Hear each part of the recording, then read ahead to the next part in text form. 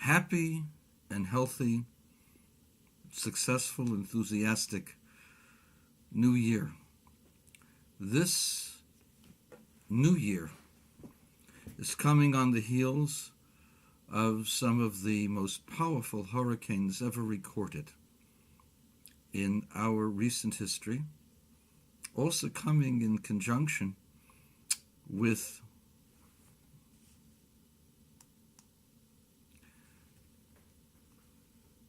some of the most powerful earthquakes recorded in recent memory. Although the loss of life has been relatively small, but the power of the earthquake and the sheer power of the hurricane has to give us pause. And therefore, this is a year of a storm and earth-shaking significance. It is our obligation to make a storm, because otherwise God is going to make the storm for us. And it's also going to be a year in which the earth will shake. The whole idea of an earthquake is that we believe, foolishly, that we are all on solid ground. The harder the rock upon which we build our homes, or the fortress with which we encircle our cities, or the mountain upon which we build our outposts, the more secure we feel. But the truth is that all of the mountains and all of the rocks and the hard ground rest upon seas of lava. And in fact, within those beds of lava are oceans, subterranean oceans, far bigger than the oceans that cover the surface of the earth. In other words, God has put the firmament on top of a bed of molten liquid and water. And that's what it says, Kihu al yamim yisodo. He has established it, gave it a foundation upon the seas, meaning that there is an underground sea, or underground seas that are below the surface. And the hard surface, the rock, the mountain, are all based upon tenuous, movable elements. None of these are permanent and secure. And God is showing us that. And why is God showing us that? There are people who try to find physical reasons why things happen. They call themselves scientists. And there are physical reasons how certain things happen. But if you believe, as I do, that God created the science, and God created the Big Bang, that didn't happen by itself, and if you believe that things could not have happened by themselves, that evolution could not have happened by itself, for it is a mathematical impossibility. You heard it, a mathematical impossibility.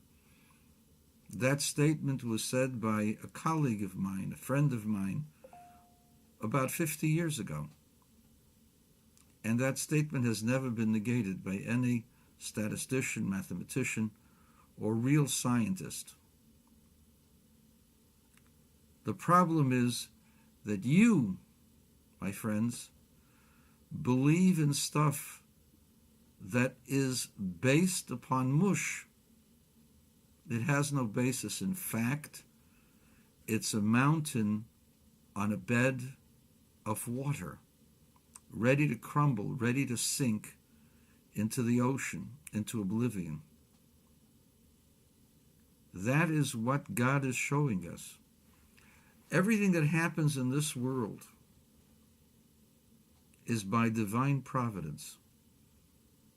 That there should be such powerful winds, such powerful storms, hitting our areas, bringing rivers, raging rivers, 49, 51 inches of rain into Texas,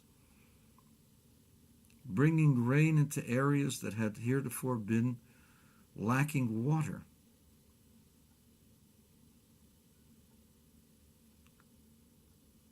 This is showing us that God is shaking things up, because God wants us to shake things up. God wants us to make a storm. Now, how can I say such a stupid thing, you say, right? This rabbi is all wet and has no basis in fact. 38 years ago, there was a Midwest convention in Detroit. And at the end of the convention, there was a snowstorm which did not allow hundreds of women to get home to their families. They wrote a letter to the Rebbe asking for some relief, that there should be a blessing, that they should get home. And the Rebbe's response was, God forbid to say, that the reason for their discomfort is because God has taken revenge or punishing, God forbid. But rather it's an indication by God that the business of the convention is still unfinished. And what they need to do is to make a storm, just as God is making a storm outside. God is showing you that it is your obligation to make a storm on the Judaism that you're presenting. You didn't make enough of a storm, so God is showing you, you must storm now. So the ladies went on all of the newspapers, in all the television shows that they were able to reach, the radio programs, to give their message to the masses.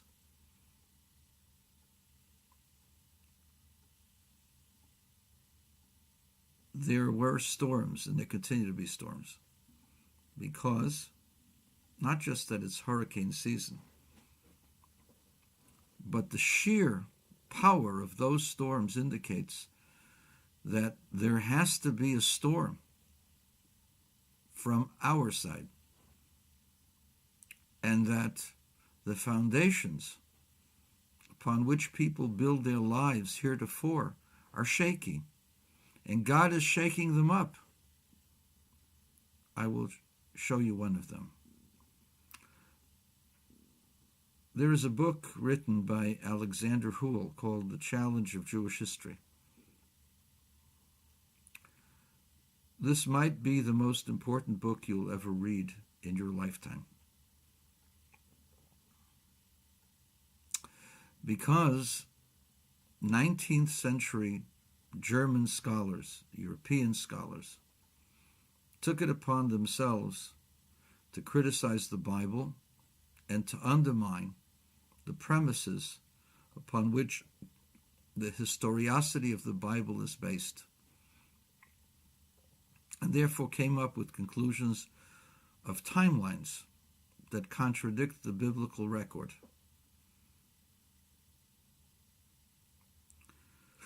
They contradict also not only the biblical record, but the record later recorded in Talmudic times called the Seder Olam, written by Rabbi Yossi ben Chalafta in the 2nd century. And scholars don't seriously try to reconcile the dates of events that took place in the ancient world with the record of Rabbi Yossi ben Chalafta, despite the fact that he was extremely, extremely careful in everything he wrote. The Talmud says that whenever Rabbi Yossi argued, the law is like Rabbi Yossi. Why? Because Rabbi Yossi nimuko imo. Whenever he said something, he always backed it up clearly, where the others gave an idea, expressed an idea, but they didn't have backup evidence. So whenever Rabbi Yossi issued an opinion that differed with his colleagues, he was always right because he did the research. And the evidence always backed Rabbi Yossi. Alexander Hull has done a remarkable job of coalescing many documents of the ancient world and bringing them into a heretofore unknown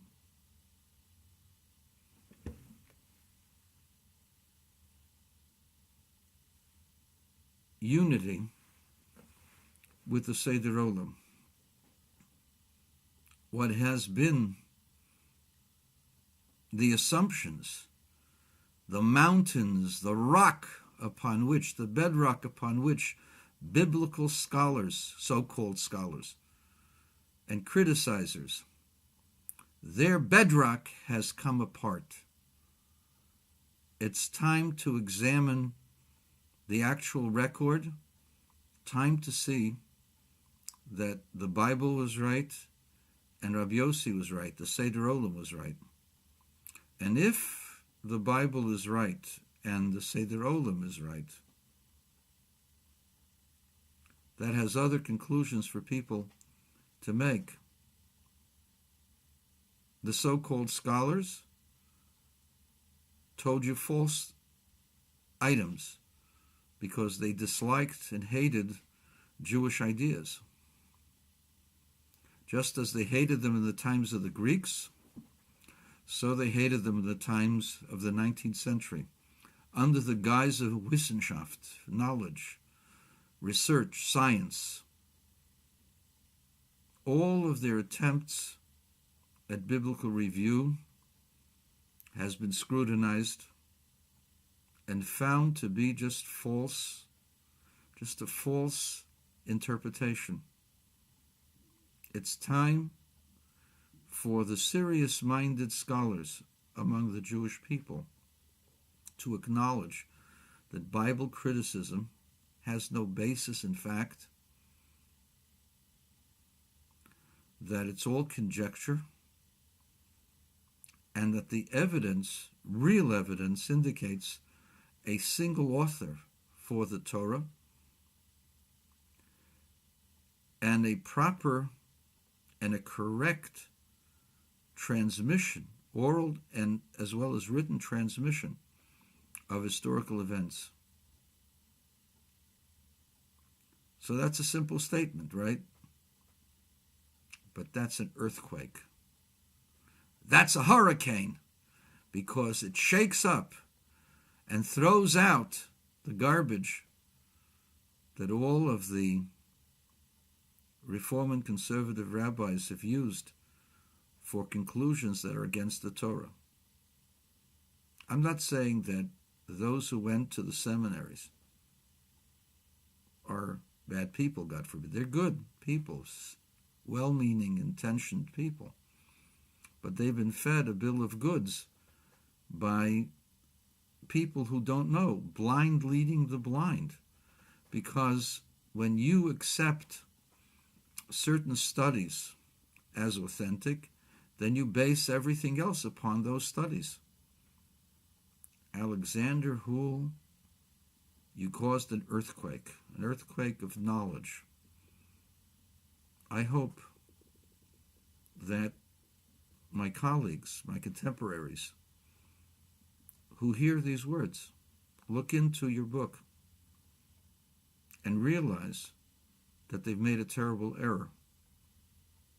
that God really did give the Torah to the Jewish people, that the Jewish people really had the true transmission, and they still have it. And it's there for all our people to reach out and to grow with. It's time for an earthquake. It's time for accepting God and accepting the mitzvot and doing more this year than we've ever done before.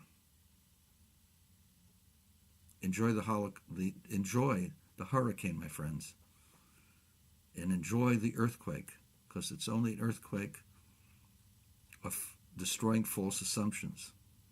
It's a hurricane of good news and good tidings, things that will help us reach the coming of Mashiach this year. I wish all of you a good year, health, happiness, and fulfillment of your physical and spiritual goals.